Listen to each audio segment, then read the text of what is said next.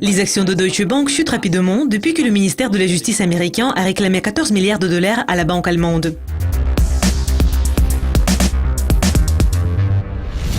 Deutsche Bank devra payer 14 milliards de dollars pour solder un ancien litige lié aux subprimes. L'enquête menée contre la banque allemande a révélé qu'elle avait trompé les investisseurs. Les actions ont chuté de 7% à près de 12 dollars lors des échanges après la clôture jeudi, quand la nouvelle a été annoncée. Et elle continue à reculer. Mais la banque allemande est en train de discuter la somme annoncée de l'amende avec le ministère de la Justice des États-Unis. Deutsche Bank pense qu'une somme énorme de 14 milliards de dollars n'est qu'un montant préliminaire susceptible d'évoluer à la baisse au fil des négociations en cours avec les autorités américaines. Dans un communiqué, la banque a déclaré « Deutsche Bank n'a pas l'intention de solder ses potentielles requêtes civiles au montant proche du chiffre cité.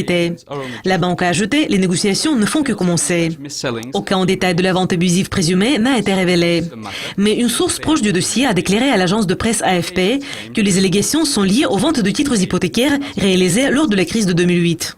Le département américain de la justice a adopté une position ferme envers les banques et exige des amendes très élevées au début des négociations. En 2014, Citigroup a été demandé de payer 12 milliards de dollars pour des faits similaires. Mais finalement, s'est vu infliger une amende de 7 milliards de dollars.